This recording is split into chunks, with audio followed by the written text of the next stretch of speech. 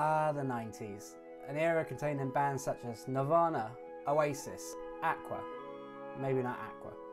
But there was also a band called Reef who released a song called Place Your Hands, and it's been really bugging me on working out the correct way to play this song. So in this guitar lesson, we're going to find out how. So I've been wanting to learn Place Your Hands by Reef for quite a long time. I got asked to play a depth gig and it was on the set list. So this wasn't unexpected for me. So I started listening to the track and thought I've worked out how it's played fairly quickly. We're in drop D for this song, so we're going to hit the drop D. And then originally I was going to play a D major bar chord. And then it goes to a E minor 7.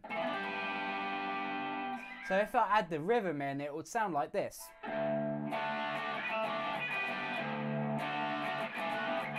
Sounds good, right? But something just sounded odd to me. It really did not sound right. So I went onto YouTube and looked at other tutorials of this song. There's some really good tutorials that cover the whole of the song. But I found that everyone else was getting the same thing as me, but it still just didn't sound right. So this meant I had to dig even deeper. So I started to scour YouTube for any live videos of this song, but I found a video. So here is Place Your Hands by Reef, played at the Reading Festival. As you can clearly see here, when the guitarist plays his D major chord, he's not playing a flat bar like we normally would. Could it be a power chord? Possible, but his movement of his fingers is just not the same. So I thought perhaps it might have been a 7th chord. Seeing as this one was an E minor 7, perhaps it might have been this chord. Again, that actually sounds quite cool with the E minor 7, but it's still not the same. So this was the chord that got me a little bit nearer. So originally I was barring my first finger all the way down. So this turns it into a D7 chord. There was something about this chord, even though it was horribly wrong, it sounded just a tiny little bit better than the D major. So I thought there's something in this chord that's going to take me to what he is playing. So again, I went back to the video and I could see he made a movement like this with his fingers. So what I'm doing here is I'm placing my first finger on the 5th fret of the A string, and then I'm placing my 3rd finger on the 7th fret of the D string, and then my little finger is on the 7th fret of the B string. But crucially, my first finger is not barring now. This means we're essentially getting almost an octave on our G string. So my 3rd finger, which is on the 7th fret of the D string, is now touching that G string, and therefore we get this sound. So if we play this with the E minor 7 chord, it sounds like this.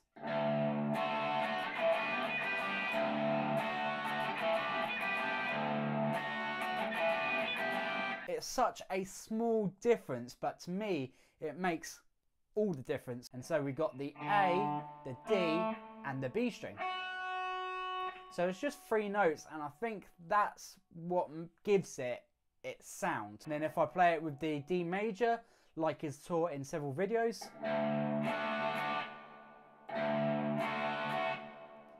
such a slight difference, but it sounds really cool this way. So 1st finger on the 5th fret of the A, 3rd finger on the 7th fret of the D. That needs to be curving over and touching the G string to mute it. And then our little finger is on the 7th fret of the B string.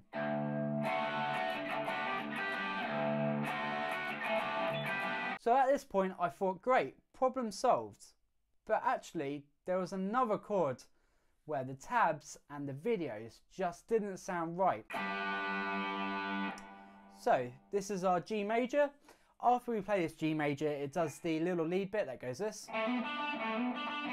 So I started playing along with this as well.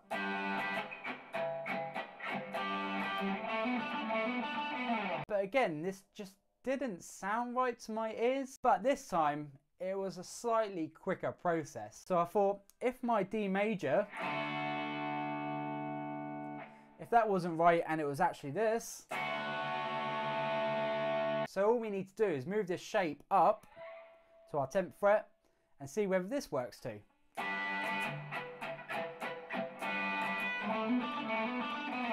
Success! It works. If you want to play Place Your Hands by Riff, the whole song is covered by lots of other YouTubers for the solo and the verse, so go check those videos out if you want to learn the whole of the song. But for this riff, I can pretty conclusively say the way that you play this riff is we hit this D chord, but we're muting the G string.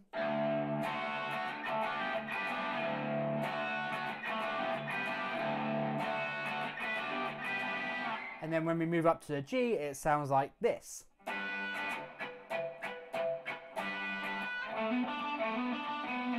If you feel maybe it's played a different way, then leave a comment below. If you enjoyed this lesson, click the subscribe, click the bell, and then you'll be notified each week when I upload a guitar lesson.